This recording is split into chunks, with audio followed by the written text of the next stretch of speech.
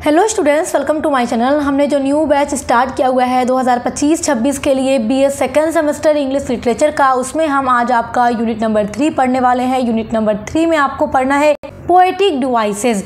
तो आपके सिलेबस में पोएटिक डिवाइसेस में 12 तरीके के पोएटिक डिवाइसेस दिए गए हैं जो हम आज की वीडियो में पढ़ने वाले हैं। इसके पहले की जो 2 यूनिट्स हैं वो चैनल पे ऑलरेडी अपलोड हो चुकी हैं। पूरा नोट्स के साथ आपको वीडियो चैनल पे मिलेगी, तो आप विजिट करके जरूर देखिएगा। उसके अलावा आपके हर एक सब्जेक्ट की न्यू सिलेबस के अकॉर्डिंग क्लासेस चैनल पे चल रही है न्यू बैच की, तो विजिट जरूर कीजिएगा और सब्सक्राइब करना मत भूलिएगा। चलिए आज का वीडियो शुरू करते हैं। सबसे पहले हम देखते हैं कि कौन कौन सी पोएटिक डिवाइसेस आपके सिलेबस में है और उनको हिंदी में क्या कहते हैं। उसके बाद हम डिटेल में पढ़ना शुरू करेंगे। सबसे पहला जो पोएटिक डिवाइसेस दिया गया है आपका वो है स्ट्रक्चर, जिसको हिंदी में रूपरेखा कहते हैं। दूसरा है टोन, जिसको लहजा या फिर आवाज कहते हैं। यहाँ पर जो पोएटिक डिवाइसेस आप लोग देख रहे हैं डियर स्टूडेंट्स, ये क्या है? पोएटिक। पोएटिक का मतलब क्या होता है? जो पोएम होती है। डिवाइसेस मतलब युक्तियाँ, यानी किसी भी पोएम को लिखने के लिए कितने तरह के डिवाइस को यूज करता है पोएट, वही सारे यहाँ पर दिए गए हैं आपको पढ़ने के लिए। जैसे पिछले सेमेस्टर में आप लोगों ने प्रोज डिवाइसेस पढ़ा था BA first semester English literature में, क्योंकि वो आपका प्रोज था, तो प्रोज को लिखने में कितने नीड आती थी डिवाइसेस की, वो आपने देखा। अब पोएम को लिखने में राइटर्स कौन कौन से पोएटिक डिवाइस यूज करता है वो आपको यहाँ पढ़ना है। तो पहला स्ट्रक्चर है यानी रूपरेखा, दूसरा है टोन यानी लहजा या फिर आवाज जिसको हिंदी में कहते हैं, तीसरा है थीम जिसको विषय वस्तु कहते हैं, चौथा है रिदम यानी कि लय। जैसे लय का मतलब क्या होता है? जो राग बनती है, जैसे आप कोई सॉन्ग भी सुनते हैं तो उसमें एक लय होती है, एक आवाज होती है, राग बनती है, जिस तरह से पोएम में भी होता है। उसके बाद है राइम स्कीम यानी तुक योजना, यानी जो राइम स्कीम मैच करती है स्टैंजा के जो लास्ट वर्ड होते हैं उनमें। डिटेल में पढ़ेंगे तो आपको समझ आएगा।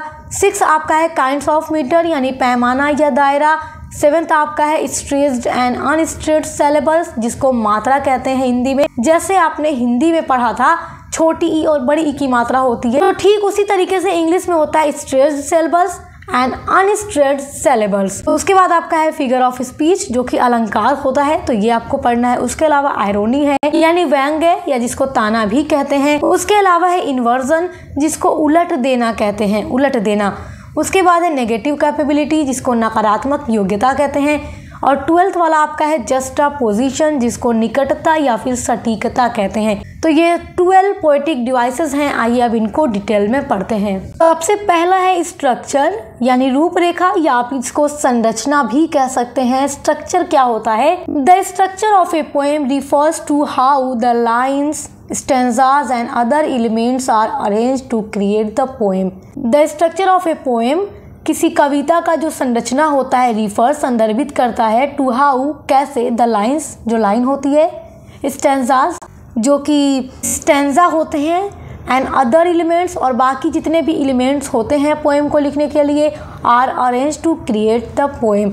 किसी पोएम की संरचना से तात्पर्य होता है कि कविता को लिखने के लिए कितनी लाइन्स होंगी, कितने स्टैंजाज यानी छंद होंगे, और जो अदर तत्व होते हैं उनको कैसे अरेंज किया जाएगा, वही होता है स्ट्रक्चर। जैसे मान लीजिए कि जब घर बनाया जाता है तो पहले उसका पूरा एक मैप, एक नक्शा बनाया जाता है, स्ट्रक्चर बनाया जाता है कि घर बनने के बाद कैसा होगा। तो वैसे ही जब पोएट पोएम लिखने जाता है तो पोएम लिखने से पहले उसका स्ट्रक्चर तैयार करता है, कितनी लाइन की उसकी पोएम होगी, कितना स्टैंजा होगा, और वो अपनी पोएम में कौन कौन सा एलिमेंट्स यूज करके अपनी पोएम को अरेंज करेगा, वही होता है स्ट्रक्चर, यानी पहले से ही पूरी योजना बनाना। स्ट्रक्चर के बहुत सारे एलिमेंट्स भी होते हैं जो यहाँ पर मैंने नोट किया है। एलिमेंट्स ऑफ पोएट्री स्ट्रक्चर यानी कि कविता, पोएट्री मतलब कविता या पोएम की संरचना के तत्व। फर्स्ट आपका है स्टैंजा, जिसको हिंदी में छंद कहते हैं। ए unity of poetry that contains lines about a similar topic. Poem में जो एक कविता की इकाई जिसमें एक समान विषय पर पंक्तियां होती हैं, जैसे कि मान लीजिए एक पोएम है उसमें 4 स्टैंजा हैं, तो सब क्या है?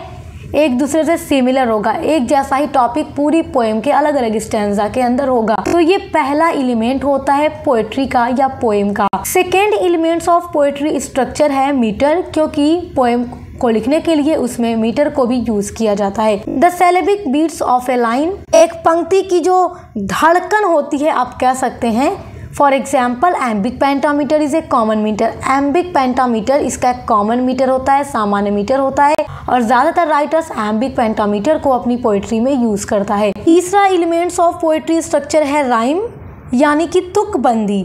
ए pattern of rhyming words in a poem यानी कि किसी भी पोएम में तुकबंदी की योजना होना या पैटर्न होना। राइम स्कीम को मैं आपको यूनिट नंबर 1 और 2 दोनों में पढ़ा चुकी हूँ, तो इसलिए राइम स्कीम उम्मीद कर रही हूँ आप समझ रहे होंगे। इसके पहले की वीडियोस देखे रहेंगे तो ये यूनिट भी समझना आपके लिए आसान होगा। और जैसे जैसे इस यूनिट्स में आप आगे बढ़ेंगे तो मीटर जो है, सेलेबल जो है, ये आपको और अच्छे से समझ में आ जाएगा, क्योंकि ये सब अलग अलग डिवाइसेस आपको इसमें पढ़ना है। फोर्थ पोएट्री स्ट्रक्चर का एलिमेंट है वर्ड्स यानी कि पद्य। A unit of poetry that can be arrange in stanzas. कविता की इकाई जिसे छंदों में व्यवस्थित किया जा सकता है उसे वर्ड्स कहते हैं, यानी कि तो पोएम को ही वर्ड्स कहते हैं। ये अलग अलग नाम होता है पोएम का, पोएम कहिए, वर्ड्स कहिए, तो ये स्टैंजा में अरेंज किया जाता है। तो ये पूरा स्ट्रक्चर है पोएट्री का। उसमें स्टैंजा होता है, मीटर होता है, राइम होती है, वर्ड्स होता है। ये सब पोएट्री का पूरा स्ट्रक्चर है, एलिमेंट है। सेकेंड जो पोएटिक डिवाइसेस है वो है टोन यानी लहजा या आवाज। तो किसका लहजा या किसकी आवाज? पोएट की, जिसने पोएम को लिखा है। Tone is a literary devices that conveys the author's attitude towards the subject, speaker और audience of a poem. Tone is a literary device. Tone एक लिटरेरी डिवाइस है। लिटरेरी मतलब साहित्यिक, डिवाइस मतलब युक्ति, दैट जो कि कन्वेज, कन्वे मतलब बताता है। तो tone is a literary devices that conveys. Tone एक लिटरेरी डिवाइस है जो बताता है द ऑथर्स, लेखक की एटीट्यूड, या एटीट्यूड का मतलब भी आप कह सकते हैं लहजा, टुवर्ड्स की ओर, द सब्जेक्ट जो विषय है, पोएम का जो विषय है, स्पीकर और ऑडियंस ऑफ ए पोएम। तो कविता का लहजा, लेखक का विषय और स्पीकर के प्रति दृष्टिकोण होता है। यानी टोन क्या है कि ऑथर का जो सब्जेक्ट होता है अपनी पोएम में, तो ऑडियंस जो कि सुनने वाला है या देखने वाला है पोएम को, उसके लिए एक एटीट्यूड या एक दृष्टिकोण होता है। The function of the tone in poetry is mean to set the mood और feel of a poem for the reader. The function मतलब कार्य, ऑफ द टोन, टोन का यानी लहजे का कार्य है, इन पोएट्री, पोएट्री में या कविता में, इज मीन इसका मतलब है या इसका अर्थ है टू सेट यानी सेट करना, द मूड, मूड को या मन को, और फील महसूस कराना, ऑफ ए पोएम कविता की, फॉर द रीडर रीडर के लिए, रीडर जो कि सुनने वाला है या जो पढ़ने वाला है। तो देखिए जो पोएट्री के अंदर टोन होता है यानी लहजा, देखो कोई भी इंसान जब बात करता है तो बात करते टाइम उसका लहजा कई तरीके का हो सकता है। हो सकता है कि वो बहुत ही सीरियस मूड में बात कर रहा है, या बहुत दुख मूड में है, या बहुत गुस्से में बोल रहा है, या बहुत हंसमुख मिजाज में है और उसका लहजा हंसी मजाक वाला है। तो इसी तरीके से पोएट्री के अंदर भी राइटर का या पोएट का अलग अलग टोन यानी लहजा होता है। यहाँ पर कुछ कॉमन टोन मैंने नोट किया है जो कि यूज होते हैं इन पोएम, कविता में। तो देखिए जो पहला है वो है अग्रेसिव यानी कि क्रोधी या गुस्से मन वाला। तो जो पोएट है पोएम को लिख रहा है, तो हो सकता है जिस टाइम वो पोएम को लिखा उसका मूड बहुत ही गुस्से वाला रहा हो, तो उसका जो लहजा है अपनी पोएट्री के अंदर वो क्रोध है, गुस्से वाला है। दूसरा है आयरोनिक यानी ताना भी आप कह सकते हैं, तो इस तरीके का भी टोन राइटर यूज करता है। तीसरा है क्रिटिकल यानी आलोचनात्मक। राइटर कभी कभी ऐसा टोन यूज करता है जैसे कि वो आलोचना करता है या किसी गंभीर विषय पर चर्चा करता है अपनी पोएट्री के अंदर, तो इस तरीके का भी टोन पोएट्री में यूज होता है। चौथा है डिफेंसिव यानी कि रक्षा करना या बचाव करना। ये डी के बाद एफ है, ये बीच में एस कटा हुआ है। तो डिफेंसिव यानी कि रक्षा करना या बचाव करना, तो इस तरीके का भी टोन राइटर अपनी पोएम में यूज करता है। उसके अलावा है डिस्प्रेसिंग यानी कि अभागर या निराशाजनक, तो इस तरीके की भी टोन होती है कभी कभी पोएम के अंदर। उसके अलावा है इलेजिव यानी कि मायावी कह सकते हैं या हाथ ना आने वाला, कुछ इस तरीके की भी पोएम होती है जो मायावी होती है, जो किसी के हाथ ना आए, इस तरीके का भी लहजा होता है पोएट्री के अंदर। उसके अलावा है सेंटिमेंटल यानी कि भावुक। उसके अलावा है गुलिबल, गुलिबल मतलब सीधा साधा इंसान या बहुत ही भोला है जो जल्दी से लोगों के धोखे में आ जाता है, लोगों के दबाव में आ जाता है, जल्दी उल्लू बन जाता है, तो इस तरह का टोन भी होता है पोएट्री के अंदर। उसके बाद है एप्रिसिएटिव यानी प्रशंसक या प्रशंसात्मक।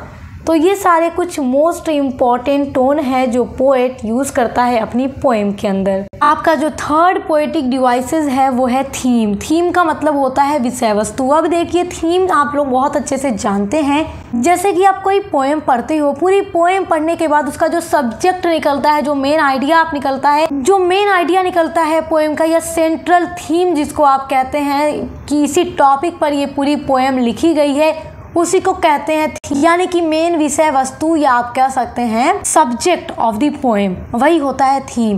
The theme of a poem is the main idea और मैसेज। जो थीम है, विषय वस्तु है ऑफ ए पोएम, एक कविता की, इज द मेन आइडिया, एक मुख्य विचार है, और मैसेज या संदेश है दैट द पोएट, जो कि पोएट यानी कवि वांट्स चाहता है टू कन्वे यानी बताना। यानी पोएम के अंदर जो थीम है इसका मुख्य विचार या वो संदेश होता है जिसे पोएट व्यक्त करना चाहता है या बताना चाहता है। जैसे आप लोगों ने अपने सिलेबस के अंदर पढ़ा है विलियम शेक्सपियर का सोनेट, ये एक पोएम है और इसकी फॉर्म क्या है, सोनेट है। Let me not to the marriage of true minds, तो उसमें आपने देखा कि उसकी मेन थीम है ट्रू लव, जिसमें पोएट विलियम शेक्सपियर सच्चे प्यार के बारे में बताते हैं। तो उस पोएम का पूरा थीम क्या है, ट्रू लव है, सच्चा प्यार है, जिसमें वो क्या बता, मेन आइडिया क्या है पोएट का, ट्रू लव। उम्मीद कर रही हूँ आप समझ गए होंगे।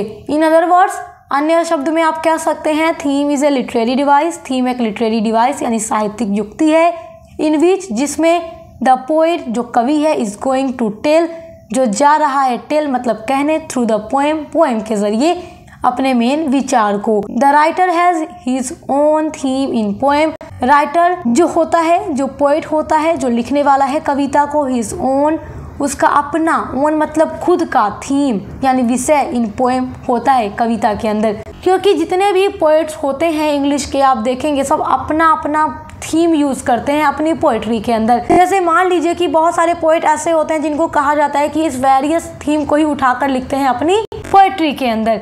एक पर्टिकुलर थीम होता है, जैसे विलियम शेक्सपियर का होता है लव है, टाइम है, फ्रेंडशिप है, इन सब थीम के ऊपर वो ज्यादा लिखा करते थे अपनी पोएट्री, तो उनकी अपनी थीम इस तरीके की होती थी। Types of theme in poetry, यहाँ पर कुछ थीम मैंने नोट किया है जो पोएट्री में पोएट यूज करता है। फर्स्ट है लव। देखिए लव भी थीम होती है, ट्रू लव, ये आपके विलियम शेक्सपियर की सोनेट के अंदर है, आप जो आपके सिलेबस में प्रिस्क्राइब्ड है। उसके अलावा ब्यूटी, ये भी थीम होती है। मतलब अलग अलग पोएम के अंदर पोएट कोई भी थीम रख लेता है, चाहे वो लव के ऊपर लिख सकता है, ब्यूटी के यानी सुंदरता के ऊपर लिख सकता है, किसी चीज की सुंदरता का वर्णन करे, ड्रीम यानी वो किसी ख्वाब का वर्णन कर सकता है अपनी पोएम के अंदर। रिलीजियन, बहुत सारे पोएट जो होते हैं रिलीजियस पोएम लिखते हैं जिसमें वो रिलीजियस चीजों के बारे में ज्यादा बात करते हैं, उनका मेन आइडिया रिलीजियस होता है। उसके अलावा डिजायर यानी इच्छा, बहुत सारे राइटर्स की पोएम आप देखेंगे जिसमें वो कुछ डिजायर, कुछ इच्छाओं के बारे में एक्सप्लेन कर रहे होते हैं। कुछ पोएट्स ट्रैवल के बारे में, यात्राओं का वर्णन करते हैं अपनी पोएम के अंदर, कुछ नेचुरल चीजों के ऊपर लिखते हैं। जैसे विलियम वर्ड्सवर्थ की जो पोएम आपने पढ़ी अपने सिलेबस के अंदर, the world is too much with us, तो वो नेचुरल चीजें जो हैं, वर्ल्ड के अंदर जो नेचर है, लोग उनसे दूर चले गए हैं। भौतिकवादी दुनिया के चक्कर में लोगों ने नेचुरल चीजों को भुला ही दिया है, नेचर को भुला ही दिया है, नेचर की सुंदरता देखता ही नहीं है इंसान। इन सब चीजों के बारे में वो क्या कर रहे हैं, उदासी व्यक्त कर रहे हैं। तो कहीं ना कहीं डिसअपॉइंटमेंट भी उसका थीम है, जैसे आप यहाँ देख सकते हैं, डिसअपॉइंटमेंट यानी कि निराशा। बहुत सारी पोएम जो डेथ के ऊपर बेस्ड होती है, मेन थीम डेथ होता है। वार होता है, न्यू लाइफ यानी किसी बच्चे का न्यू बर्थ हुआ है, पैदा हुआ है, उसका थीम हो सकता है। वार हो सकता है, युद्ध हो सकता है, डिसअपॉइंटमेंट यानी निराशा हो सकता है, वेलनेस, इमोरैलिटी। तो ये सारी थीम कुछ लिखी हुई है मैंने यहाँ पर, आप इनको याद कर लीजिएगा। ये सब थीम है जो कि अलग अलग पोएट्स इन सब थीम के ऊपर पोएट्री लिखते हैं। अब देखिए आपका फोर्थ पोएटिक डिवाइसेस है रिदम यानी कि लय। अब लय क्या होता है ये थोड़ा आम सी भाषा में आपको बता देती हूँ, उसके बाद इस पे हम डिस्कस करते हैं। जैसे आप कोई गाना सुनते हैं, उसमें जब आप सुनते हैं तो उसमें लय होती है, पहली कड़ी चलती है गाने की, दूसरी कड़ी चलती है, सब आपस में मैच करती रहती है। जब सिंगर गाना गाता है, एक लाइन, दूसरी लाइन, तीसरी लाइन, चौथी लाइन, तो सब मैच करती है और पहली जो कड़ी गाकर वो रुक जाता है, जब दूसरी कड़ी गाता है गाने की तो एक लय बनती है, राग बनती है। तो उसी तरीके से जब कोई पोएट पोएट्री लिखता है, अपनी कविता लिखता है, उसमें भी राग बनाता है, ताकि जब कोई भी रीडर उसकी पोएम को पढ़े तो एक राग बने, एक लय बने, तो उसी को कहते हैं रिदम। तो ये बहुत ही इम्पोर्टेंट पोएटिक डिवाइस है और हर राइटर अपनी पोएट्री के अंदर इसका यूज करता है। Rhythm in poetry is the pattern words including stressed and unstressed syllables. Rhythm in poetry, कविता में poetry is the pattern, pattern है वर्ड्स शब्दों का, इंक्लूडिंग जिसमें शामिल है स्ट्रेस्ड एंड अनस्ट्रेस्ड सिलेबल्स।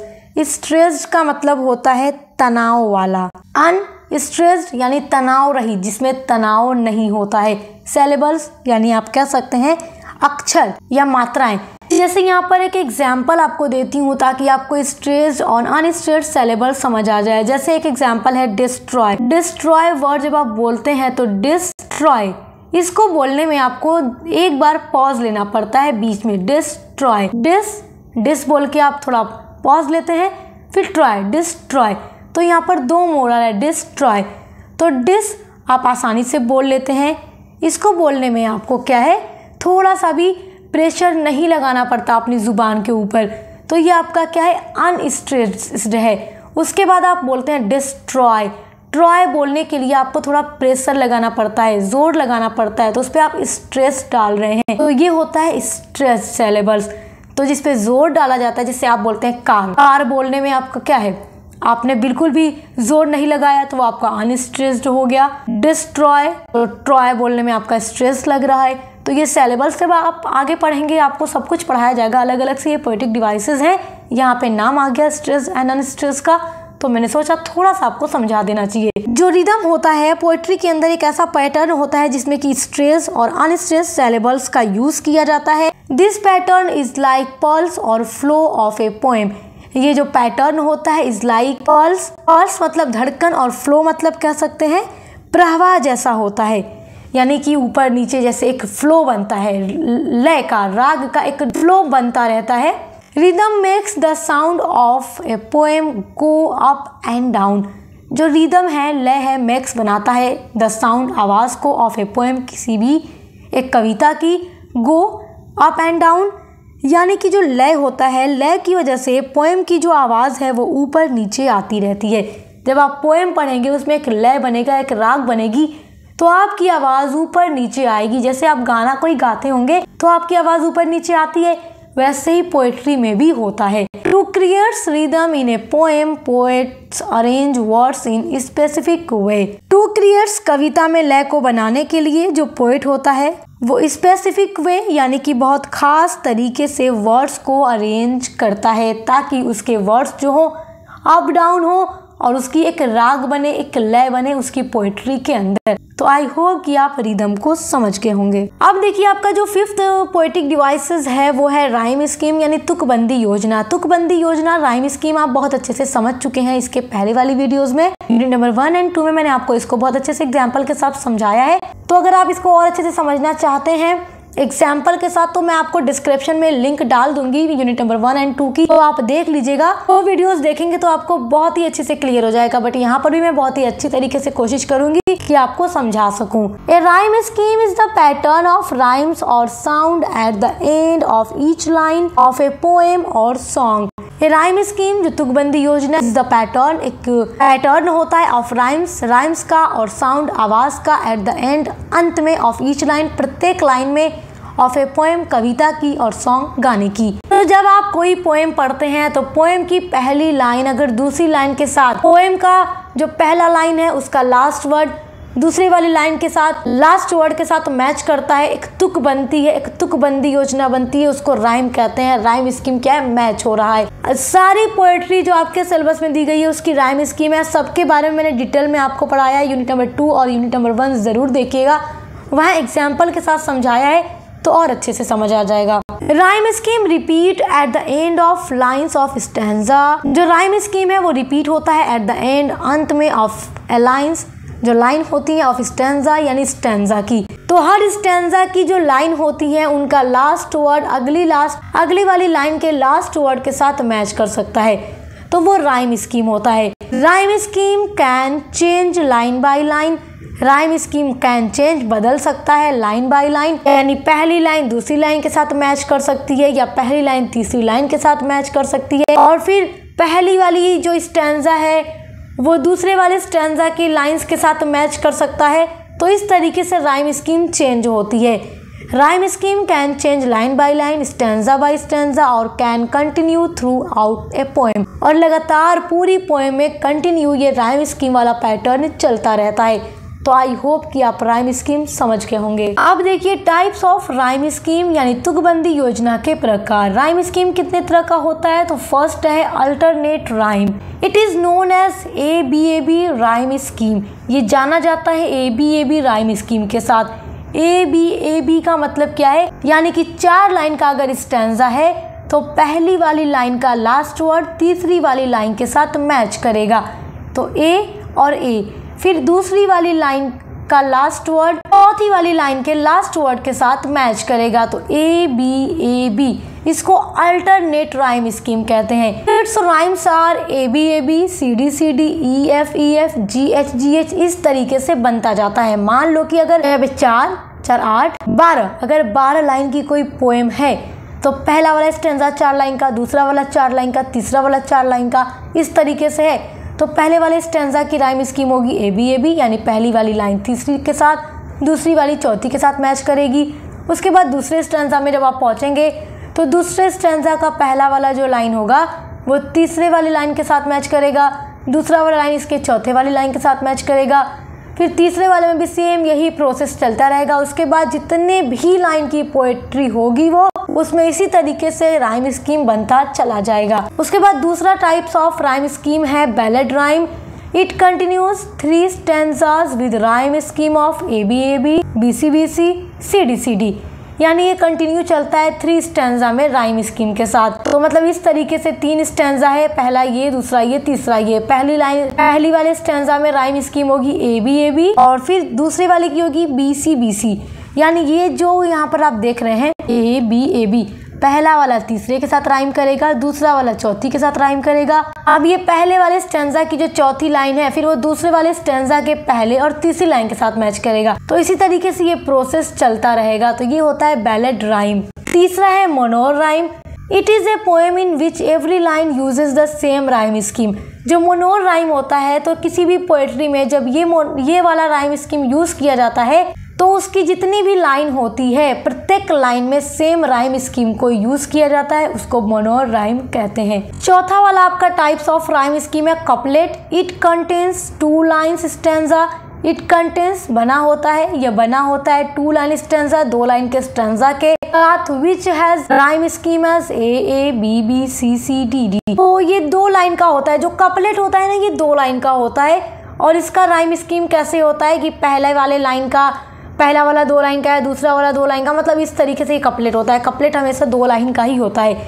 इसका राइम स्कीम क्या होता है कि पहले वाली लाइन दूसरी लाइन के साथ मैच करेगी। फिर अगर अगला भी कपलेट है तो फिर दूसरी लाइन के दूसरे वाले स्टैंजा का राइम स्कीम एक जैसा होगा, तीसरे वाले का एक जैसा, चौथे वाले का एक जैसा, मतलब इस तरीके से इसमें राइम स्कीम बनता जाता है। आप यूनिट नंबर 1 और 2 देखिएगा, उसमें इसके बारे में डिटेल में मैंने आपको समझाया है एग्जाम्पल के साथ। आपका जो 6 राइम स्कीम है वो है मीटर। ये बहुत इंपॉर्टेंट है, इसको समझिएगा। Metre in poetry is the rhythmic structure of a line or words. Metre जो होता है पोएम में, मीटर एक पंक्ति या छंद का लयबद्ध संरचना होता है, इसमें भी लय होता है। Created by the arrangement of stress and unstressed syllable, और ये भी क्रिएट किया जाता है, बनाया जाता है स्ट्रेस और अनस्ट्रेस्ड सिलेबल के द्वारा ही। तो मीटर में जब देखेंगे तो इसमें भी स्ट्रेस और अनस्ट्रेस्ड आ जाएगा, और जब सिलेबल्स आप पढ़ेंगे उसमें भी मीटर आएगा। तो मतलब ये चीज़ें क्या हैं, आपस में मिलती जुलती हैं। तो जब आप आगे सिलेबल्स को पढ़ेंगे तो आप उसके बारे में जब समझ जाएंगे तो आपके लिए ये भी समझना आसान हो जाएगा। तो जो मीटर होता है इसमें भी लय बनती है पोएट्री के अंदर, और इसका अरेंजमेंट भी पोएट कैसे करता है, स्ट्रेस और अनस्ट्रेस्ड सिलेबल के साथ करता है। Metre is made up of a pattern of stress and unstressed syllables called feet. और जो मीटर होता है ये बना होता है एक पैटर्न के साथ जो कि स्ट्रेट्स भी होता है और अनस्ट्रेस्ड सिलेबल भी होता है, जिसको कहते हैं feet. Number of feet in a line determines the metre. और एक लाइन में फुटों की जो संख्या होती है वो मीटर ही निर्धारित करती है। तो पोएट्री के अंदर जो मीटर होता है वो स्ट्रेस और अनस्ट्रेस्ड सिलेबल के पैटर्न के साथ बना होता है, जिसको फीट कहते हैं। ये बात याद रखिएगा, जिसमें 2 या 2 से ज्यादा सिलेबल्स आ जाते हैं उसको फीट कहते हैं। जैसे मैंने आपको एक एग्जांपल दिया था डिस्ट्रॉय का। डिस्ट्रॉय में 2 सिलेबल्स आता है, तो जहाँ पर 2 या 2 से ज्यादा सिलेबल्स आ जाएंगे उसको फीट कहते हैं।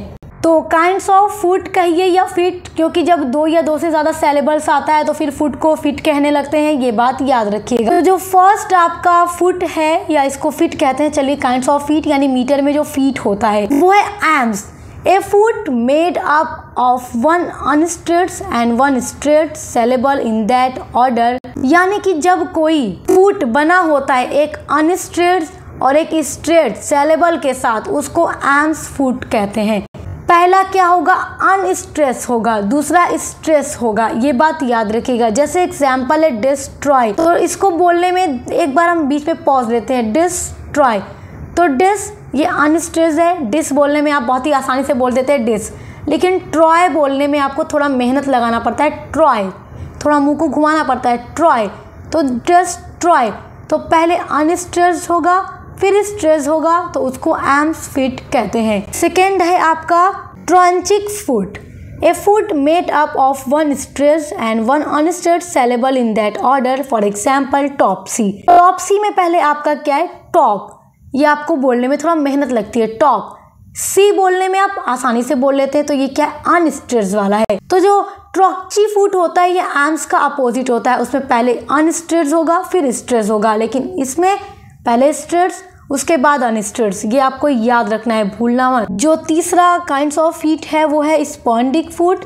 ए foot made up of two stressed syllables, जब भी कोई फुट बना होता है दो स्ट्रेट सिलेबल्स का, उसको कहते हैं स्पॉन्डिक फुट। जैसे फॉर एग्जाम्पल हम ड्रम, तो हम ड्रम में आपको थोड़ा मेहनत करना पड़ता है बोलने में, तो यहाँ पर दोनों ही स्ट्रेट सिलेबल्स है। उसके बाद आपका है dactyl foot. A foot made up of one stressed and two unstressed syllables in that order, for example merrily. तो मेरली में आप 3 बार पॉज लेते हैं, ये 3 सिलेबल्स देखो यहाँ पे, मेरीली, तो री आप जल्दी बोल लेते हैं, लेकिन में थोड़ा आपको स्ट्रेस लगाना पड़ता है। तो जिसमें पहले एक स्ट्रेस आता है उसके बाद 2 अनस्ट्रेस आता है, वो क्या होता है, डैक्टाइल फुट होता है। तो आई होप कि आप मीटर को भी बहुत अच्छे से समझ गए होंगे। सो माय डियर स्टूडेंट्स, आज की वीडियो में हमने structure, tone, theme, rhythm, rhyme scheme and kinds of metre को पढ़ लिया है। यहाँ पे 6 पोएटिक डिवाइसेस हमने आज की वीडियो में कवर किया है, 6 बचे हैं, तो हम इसको अगली वीडियो में कवर करेंगे। आज की वीडियो में बस इतना ही, अब मिलते हैं अगली वीडियो के साथ।